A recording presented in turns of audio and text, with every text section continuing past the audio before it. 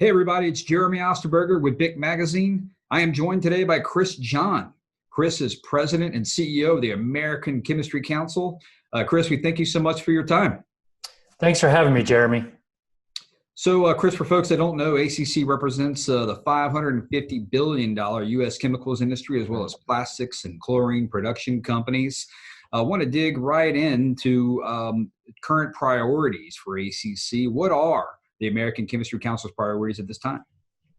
Well, right now we're all about serving our members, particularly in response to the COVID-19 pandemic.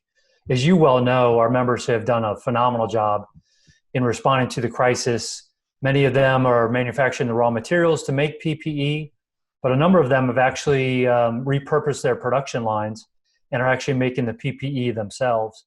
And it's whether it's hand sanitizers or masks and acrylic sheeting and shields and all kinds of different things. But really our role is to support them and supporting the first responders in this crisis, which of course is the medical community.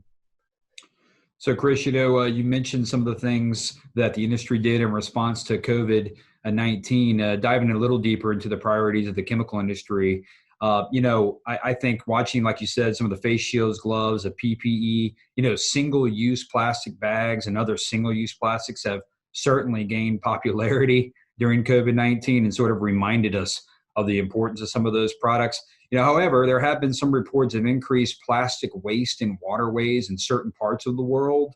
That seems to continue to be an issue that the industry is having to overcome.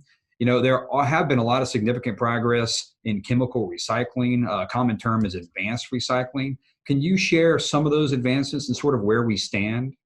Sure. So our members and the entire industry are working very hard to move ahead on both mechanical recycling or kind of traditional recycling, or as you said, advanced recycling, which is taking that plastic and bringing it back to a basic element and then creating something new out of it. So, an example would be taking a plastic bottle and creating a piece of clothing out of that, a jacket, for example, or something like that. That would be an example of advanced recycling.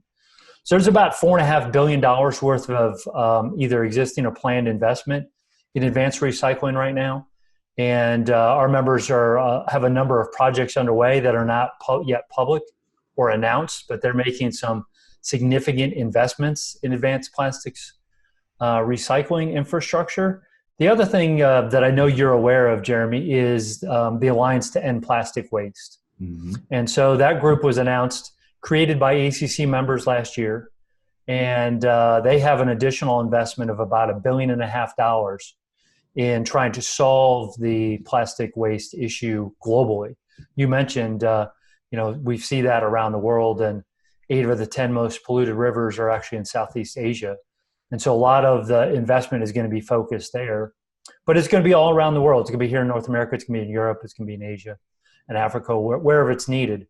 And our industry is really dedicated to solving this problem. When you think about it, it's really an engineering issue. So how do we create the infrastructure that's sufficient to tackle the plastic waste that is generated and so that it's disposed of properly?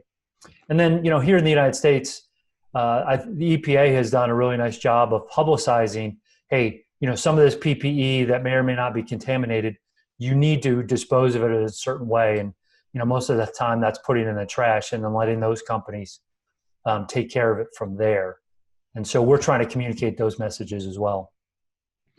And Chris, just for our viewers' knowledge too, I was looking at some specific examples. I read, is it Agilix in Oregon is converting polystyrene into styrene. I saw also they're supplying feedstock to Monroe Energy in Pennsylvania for some use in jet fuel. In Tennessee, Eastman is converting used carpet into high-quality polyester. So I read another article in Louisiana where Shell is using a pyrolysis oil from Nexus as a feedstock for new chemicals. So some examples of what's happening in the industry, like you mentioned, where we'll go from here. So thank you for that update.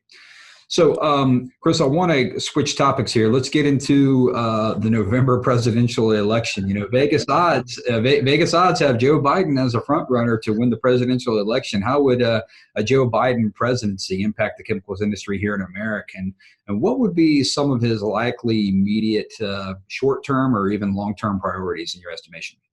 Yeah, so Vegas is usually right. You don't want to bet against Vegas, but I would say, in fairness, Vegas didn't have Donald Trump as president of the United States. Right. So I think we always need to be careful about trying to predict how the presidential election will go. There's still a long time now between now and November.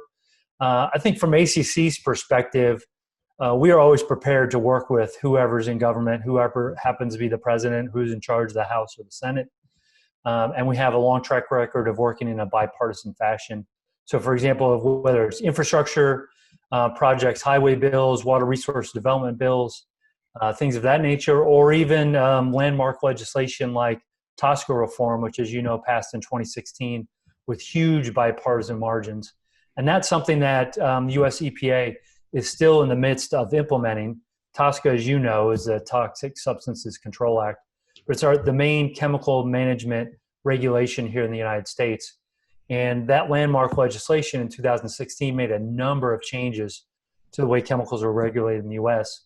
And EPA is still in the process of fully implementing that. So regardless of who is president of the United States next year, the U.S. EPA is still going to be working on that going forward. I think, again, for us as ACC, our priorities are going to be, can we have pro-growth legislation, particularly coming out of the COVID pandemic? But can we do things that are in an environmentally sustainable manner as well? So if you're talking about climate change, for example, and if that's a priority for a future administration, you can't address the issue of climate change without the business of chemistry. So if you're talking about lightweighting vehicles, if you're talking about alternative sources of energy like windmills or solar or battery technologies, those all require a tremendous amount of chemistry to make those technologies work. So if you look at some of the biggest issues facing our planet, we've already talked about plastic waste. We've talked about climate change, talk about air quality, water quality. Again, the business of chemistry is a solutions provider for all of those key issues.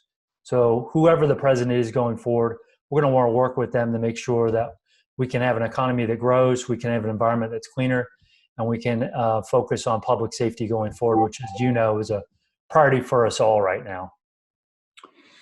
Well, Chris, we really appreciate your time today. We do want to reconnect with you, perhaps maybe closer to the election. And just thank you so much for your time and today with Vic Magazine. Thank you so much, Jeremy. I appreciate it, and I'm happy to talk with you at any time. Hey, look, keep you and your loved ones safe, and we look forward to hearing from you soon again. So everyone watching, please stay safe, stay prosperous. Until next time, we'll see you then.